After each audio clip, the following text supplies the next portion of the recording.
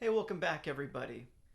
Now, whether you're just starting into pedals and effects, or you've been doing this for a long time and you've got hundreds of circuits under your belt, there's still something that no matter where you are, you're going to end up doing fairly regularly, and that is desoldering.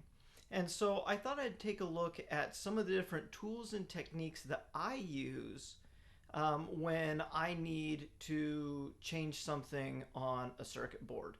Now, that could be for modifications, it could be replacing a defective part, it could be changing circuit topology, or it could be for a number of other reasons.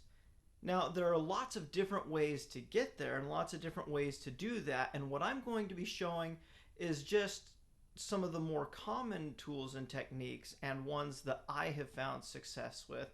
So I hope you find this interesting, and we'll see you in a bit. All right, so here I've got some items that are really helpful with desoldering. And you may see some things that you already have. I have my soldering iron back here. I have a helping hands helper. I've got a couple of different circuit boards that I'm going to be working on here.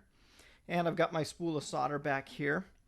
And you may have some of these, or you may have all of them. You may have more than what's here, or you may have none of it. But if you don't have all of what's here, don't worry. It's actually not that expensive. For example, the hot air station, the needles, the desoldering pump, the desoldering wick, and the desoldering iron, all together, I was able to get for well less than $100. And I just bought them as I needed each piece that came along. So as I mentioned, I've got a dedicated desoldering iron here. It has a heated tip along with a pump that sucks out the solder. So you heat it up and suck it out all with one tool. This is your standard desoldering pump. I've had this one forever. And these are really simple. You use your soldering iron to heat up the solder and you suck it out. The desoldering wick, you place that over the joint you want to desolder and you put your soldering iron on there and the hot solder gets sucked up into the wick. The needles, you actually heat up the solder and then you push those through the hole. They're great for clearing holes. And then the desoldering iron is really great for anything that needs lots of surface area heated up, whether that be pins on an IC or a potentiometer or something like that. Works really well. And I've got a couple of other tools here that come in really handy as well. Probably the most obvious is the soldering iron because with at least a few of these you need to be able to heat up the solder. I also have a, this is a heat sink, a little clip-on heat sink.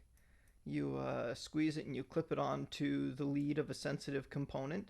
And when you heat up the solder, it heats up the solder, but before it heats up the rest of the component, it sinks the heat into the metal of this. I've got an old dental pick here, and this is just, I use this for like on through-hole components, getting under the edge after I've heated up the solder to pry the part out. And then you may not necessarily think of it as a tool, but solder is really important for desoldering. And we'll talk about that here in a little bit also. So we're going to go ahead and go through each of these individually and just give kind of a quick example and talk about some of the important points that come into play with each of these. So I've turned over my example PCB here, and we're going to be using the desoldering pump first. Now, the principle of operation behind this is really easy. You push this plunger in and it locks down. And when you put the tip of it over the top of some hot solder and push the button, the plunger sucks back in really fast, creating a small vacuum here in the tip, and it sucks the solder in and away from your joint. And this is really great for through-hole components, particularly where you have pretty clean access to each of the pins. And it can remove quite a bit of solder in one go. So what I'm going to do is I'm just going to desolder a couple of the pins here on this potentiometer so that we can take a look at how much solder it'll get rid of and what the proper technique is for getting the most solder out. So I've got my soldering iron all warmed up here. And so the way the technique works is you get the tip in there and you heat up the solder, and then you get the tip as far over the pin as possible so that it creates as much of a vacuum and sucks out as much solder as possible. So if we come in here and we get that all nice and warm, and then we go like that, we have cleaned out most of the solder. And when you push the plunger back in, it kicks out the solder you've just sucked up. But if I were to not get as good of a vacuum here, I don't know if you can see that well on the camera, but there's still quite a bit of solder here around this second pin. So if we take a close look there, you can see that I've sucked out quite a lot of solder on this first pin here, but the second pin, not so much. You can still see that it's solidly soldered to the rest of the hole. Now, the thing about this pump is that because you have to get the iron in there to heat up the solder, and then you've got to get the pump over the top of the pin, it's not going to get 100% of the solder out. There's always going to be a little bit left. So this is actually really good for removing the bulk of the solder if you need to, but it's not going to remove everything. So for example, on a potentiometer here, if I were to come and get this third pin, and now if we come and take a look at it, it's still in there a little bit. We got probably 90% of the solder out, but there's still solder left in there. So the pump it's probably the first desoldering tool that most people use. And it works really well for a lot of things, but it's not going to be the best tool for every job. And if we were to go ahead and try and get solder out of, say, a plugged hole, so I've got some plugged holes down here on the bottom of this board. A plugged hole is going to be different than a pin, because in order to get all of that solder out, you want to completely enclose that plugged hole. So the technique that works really well for a plugged hole is to take your PCB and turn it on its side. So I'm going to go ahead and just go like this and turn it on its side. And what I'm going to do is I'm going to hold the pump up against one of the holes on the back, and I'm going to heat it from the opposite side here. And then when I go like that, and we take a look at the hole, let's take a look. You can see that it's that hole right there. It has sucked out all of that solder. It left a really nice clean hole. So that's one of the really good things for one of these pumps, is to suck holes clean like that, particularly if you're going to be putting a new component in there. All right, so the next thing we're going to look at is some solder wick. This is just inexpensive solder wick that I got off of AliExpress, and all solder wick is a braid of copper that is a relatively loose weave, so that the solder will stick to it really effectively. And as I mentioned before, the basic concept of operation is you put the wick over the joint and you press your soldering iron down to it, and move it back and forth a little bit will help kind of get the more solder up. And then you can see that we've now got a bunch of solder in here that has made our wick nice and stiff. What happens is when the solder gets loose, it becomes less viscous and it gets sucked up into the weave of the copper strands via capillary action, and then it cools down and solidifies there. And to get rid of it, we just clip off the end where it got all soldered, and now we're ready to go again. And this actually works really well in places like where you may need to kind of drag it across, I've got some IC pins here. It works pretty well for IC pins. And it works pretty well, but there are a couple of things to keep in mind here. One, if you're working with it for a long time, the copper gets hot and you can burn your fingers. The other thing is that, kind of like the pump, it's not going to pull everything out. So for example, if I were to take this and just use it on one of our plugged holes here, I'm kind of using the tip to push the strands down into the hole a bit. You can see that it cleans out that hole pretty well, but if we look at the pins on the potentiometer, that's not really the case.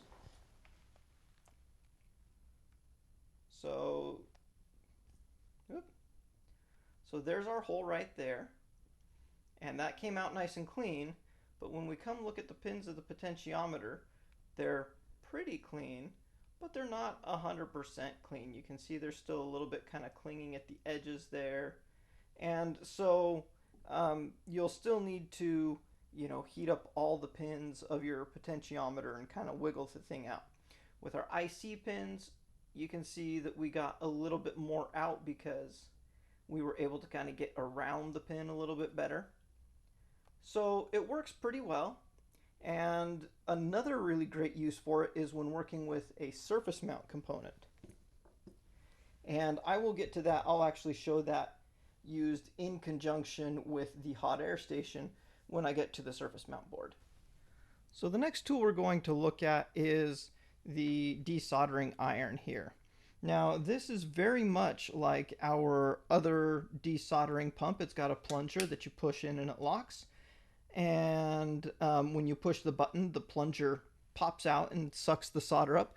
But the plus side is it has a heated end over here, so we don't have to do the dance of a soldering iron and the pump at the same time.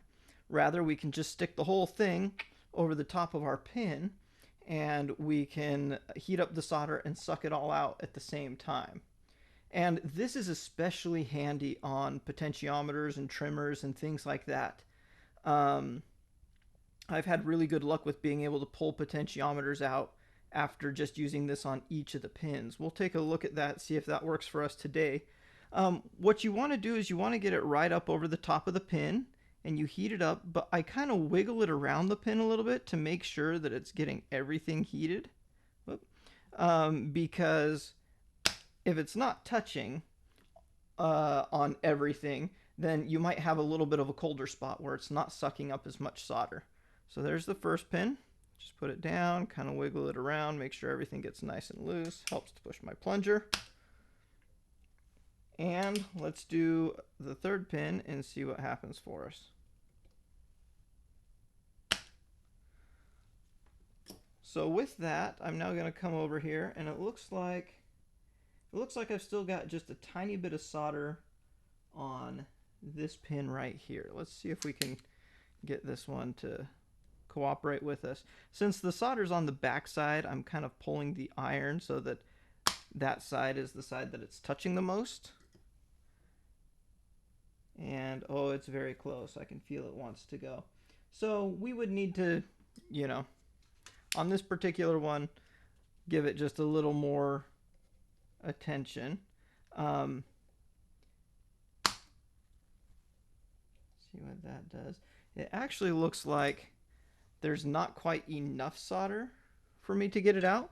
So I'm actually going to put a little more solder on here, because putting more solder on there is going to allow us to get more heat into that joint with our desoldering iron here.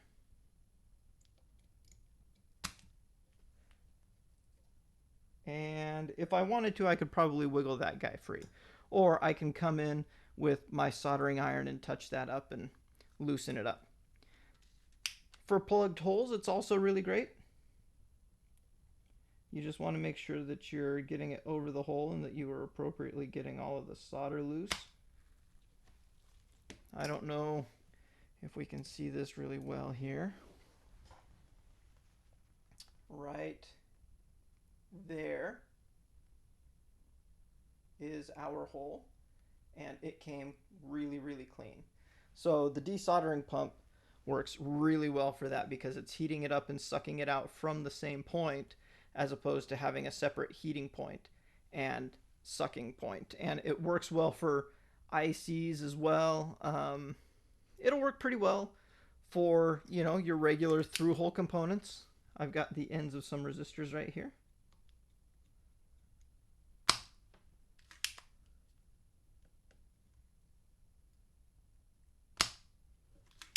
And if we flip this guy over and take a look at that resistor, it's this resistor right here. Let's get our dental pick over here.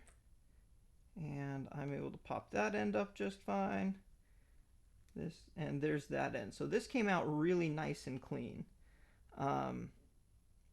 using that desoldering pump. Cleaner than any of the other methods that we've looked at so far would be. So the desoldering pump is a bit of a specialized tool, but it's not that expensive. I think I got mine for about $15. You can find them cheaper for that. I don't know if they're any worse or not, but the desoldering pump works really quite well. So the next tool we're going to look at is actually pretty different from the rest of the bunch. It's actually desoldering needles. So this is just a little plastic handle that has a stainless steel tube in here. If you look, you can see how it's hollow there on the inside. And because this is stainless steel, the solder is not going to stick to it. And because it's very thin walled, it's not going to absorb a lot of the heat from the joint. So it's not going to act as a heat sink pulling heat out of the joint, which will cause the solder to reharden.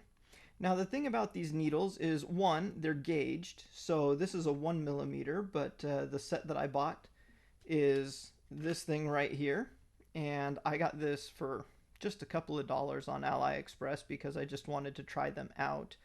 And they've actually worked pretty well. I haven't found any need to get a better set at this point. But they come in different size needles up to 2 millimeters, which is really quite large to deal with different sized holes. And they're really best for clearing out a hole that has gotten clogged, in my opinion. You can use them for other things, but they're really best for like pushing out a single pin or cleaning out a hole, because if you have something like a potentiometer, you're not going to be able to heat it up and push the pin out because these other two pins are soldered in there and they're going to keep anything from happening. But if we take a look at this on one of these just filled holes down here, we are just going to get some heat on there, and then we just stick the tube down into the hole once the solder's heated up. Well, it's a little bit of a challenge to get your solder heated up and then get the needle in there at the same time. I just touched it a little bit there from the bottom. And if we take a look at this hole here real quick, it is this hole right here. Now, the one good thing about these needles is that they're dirt cheap and they're really simple. The thing is that they are kind of limited use. If we wanted to, we can try and push out one of the pins of one of these resistors, for example. But in my experience, that's a little bit of a, you know, it can be a little bit of a pain. If I were trying to do this, I would much rather just forego the needle, and instead I would heat up the solder joint and just use my dental pick to pull out the resistor. So if we flip this over and come from this side, I'll show you what I'm talking about. Because this is double-sided board, I'm just going to heat up this joint right here, and I'm going to slide my dental pick up underneath the edge of the lead and just pull while I'm heating it. This method uses just the dental pick, which is inexpensive and is a really great multi-purpose tool. I use this all the time for guiding wires, or for kind of rearranging things, or if there's something down in between a couple of components that you need to get at but you can't get your finger in there, then the dental pick is really great. The only thing about this method, though, is it leaves solder in the holes, which means that, we need to get some wick or a pump or something and suck that solder out if we're going to put a new component back in its place. But if you're just dealing with clearing out some holes, the needles work really well. They're pretty quick to use. But I would say that of all these tools, they're probably the ones that I use the least. So the next tool we're going to look at is the hot air station. Hot air stations are sometimes known as rework stations, but the concept is they use hot air blown through a nozzle directed at the joint to heat it up. And here are two nozzles that, so they come in different sizes. It's so that you can work a different amount of board area at the same time. These are actually the two largest ones from my set because I typically use the smallest nozzle because I usually use this primarily on surface mount components, but it's also really, really great for integrated circuits and for potentiometers and for something else that has multiple pins that need to be all heated up simultaneously in order to remove them. So if we were to try using this on this potentiometer, for example, I would hold my iron kind of like this. You'll notice that it's pointing at an angle, and that's because at an angle it's going to direct the air in such a way that it will heat up all three of these pins at the same time. The most direct heat will be at this first pin, but we're also going to get the stream of air on the other pins. If I were to hold it like this, I would only be heating up one pin at a time, and that would not work for removing this potentiometer. Now there are a couple of drawbacks with a hot air station. The first is that because it's using air has a much lower specific heat capacity than the solder and the metal of the leads that we're trying to heat up, which means that it's going to take a long time of blowing this very hot air on these leads and on these solder joints to get them to loosen up. And what I typically look for is I do kind of a soak where I just stay in one place until I start seeing some of the flux start to vaporize a little bit. Then I just start slowly moving back and forth. The other disadvantage of a hot air station is the fact that it doesn't actually remove any of the solder. It just loosens up the solder that's there so that we can remove a component. Okay? But for something that has multiple pins, there's really very little else that can compete with the capability of a hot air station to heat up an area. Once I think that my solder might be getting a little loose, I give it a little wobble. This still has a ways to go. And, if you're like me, sometimes you get a little bit impatient and you want the process to go quicker. And if you want it to go quicker, the best thing you can do is actually remove as much of the solder that's in there as possible before you use the air. So we're actually going to put the air back because we're not even wobbling that potentiometer very much. So we're going to come in and just use our regular pump here. And we're just going to suck out the solder that we can. We're not going to worry about getting absolutely every last bit at this moment. Rather, we're just going to try and get rid of the bulk of it so that we're heating up much less solder with our hot air station to remove the component. So it's still stuck, there's still solder in there, but now we're heating up much less of that solder. And as we heat it up, and as it gets hotter and hotter, we want to kind of start wobbling the part a little bit, because what that's going to do is it will slowly work the part out, but it will also keep the solder from solidifying as much when we're moving on to other pins of the part. The only thing with that is you got to make sure that your board is being held securely. The cheapo third hands like this doesn't really work all that well, but one of the larger PCB holders works really well. And I've got one of those, but just not using it for this video.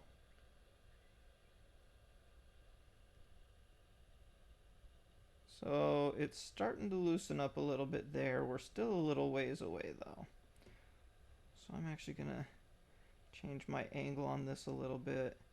I'm just gonna let it go. And if we want to hurry the process up even a little more, we just need to add some extra heat, which we can do by coming in here, say with our soldering iron, and heating up these other pins here a little bit, so that instead of adding all the heat that's needed, the hot air station just needs to kind of maintain the necessary heat. And there we're wobbling pretty good. Only disadvantage is it's getting a little hot on this potentiometer. But that's wobbling really well. And if I had a more secure way of having this PCB held, this would come right out. But as it is, this little cheapo third hands thing is not doing me any favors. The other thing is that when they say hot air, it's really hot. So right now I'm set at 340 degrees C. So, you know, normally I would not have nearly as much of my skin. I mean, you can see how loose this is. It just needs a good pull. It's like a tooth that wants to come out. So we'll just stop there for now because, you know, that's where it would come out. So really great for things like potentiometers and ICs, and it's also really fabulous for surface mount boards. So I've got a little surface mount board right here. And on this board you can see I've just put a couple of components really. I've got a couple of resistors, 4 resistors, and I've got this integrated circuit here. And so when it comes to desoldering on a surface mount board, your normal pump and solder wick and needles don't really work. You can't put a needle through a surface mount pad. And if you use something like a desoldering pump, there's a very good likelihood that you're going to suck the whole part out. Now, fortunately, for surface mount parts, you can actually pull parts off the board really easily. So with these couple of resistors here, you just heat up one side, and then you heat up the other, and it slides off. And depending on how much solder there is, it may take a little longer. But you just slide it off. You kind of rub the iron back over the pad to tin it back up, and those parts come right off. Now, the challenge becomes when you have something with multiple pins, like an integrated circuit or a transistor or something, your soldering iron isn't going to really help you. So we use the hot air station, but there's something that we need to be careful about with this. So this hot air station is blowing air out, but if I'm blowing air on here, that air is going to distribute onto all the components around it. And what that can do is it can actually loosen up the solder of those components, and depending on how much air we have, it can actually blow those components off. I've actually blown diodes and transistors off of boards before because of the amount of airflow. There is an airflow control on the hot air station rather, but there's something else that we can use that will really help us out so that we don't have to deal with that. This right here is polyamide tape. The name brand is Kapton, but you can find this all over the place. I got this on AliExpress for just a couple of bucks. You'll find that that's kind of a theme for things that I don't use really super often. And I've got a couple of pieces of this tape, and this tape is really heat tolerant. Polyamide is a kind of nylon, and so it actually will withstand the heat really, really well. And so what we do is we actually use this tape to cover up areas that we don't want to heat up. And so on an IC like this, for example, I would come in and I would actually use 4 pieces. I'm just going to use 2 here to kind of show the concept. I would use 4 pieces all the way around while leaving all of the pins exposed. You don't want to cover up any part of the pins, but where you've got your components here, I just kind of take my my fingernail in there and kind of squish it down so that hot air doesn't get under there. But then what we'll do, actually I'm going to put this guy in a holder just so that the board doesn't slide around, because now what I'm going to do is grab myself an X-Acto knife here, and I am going to begin heating up my IC. So with this, because the pins are so small, I don't really do much of a soak. I just kind of do a nice kind of back and forth on all of the pins.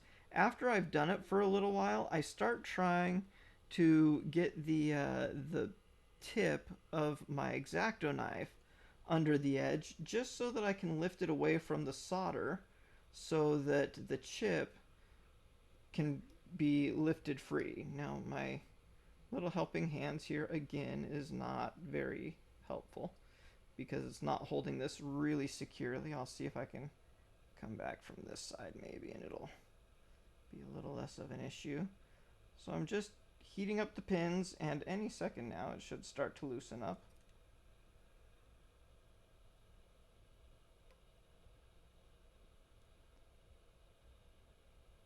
I mean, you know, it doesn't help that I was distracted. There we go. So I've got one side of the pins all lifted up, and then there we get our chip off, and we have done so without causing any of our other components to loosen or get displaced or anything. You will notice that I do still have solder left on these pads, and it's a little bit gross. So what we do to clean that up is we actually come back with our solder wick. I'm going to trim the end off of that solder wick. And what I'm going to do is I'm just going to put this on here, and I'm just going to quickly drag it over all of the pins, because there's really not that much solder in there. But now the pins are all well tinned, but I don't have any kind of buildup on those pins. You can see that they're actually nice and clean, save for the flux that's there. So there we have it. There are 5 common tools and some of the techniques to use with them for desoldering the majority of components that you're going to come up against while working with effects and pedals. Now, like I said, it's not an exhaustive list, it's not a complete tutorial, and also I'm not a professional, I'm just a hobbyist. So you may find other things that work better for you. But don't be afraid to try something new and to even just like create a test board kind of like I did, and just kind of experiment with it and find out what works best for you with what you have and with your budget. I hope you found that useful, and until next time, we'll see you later.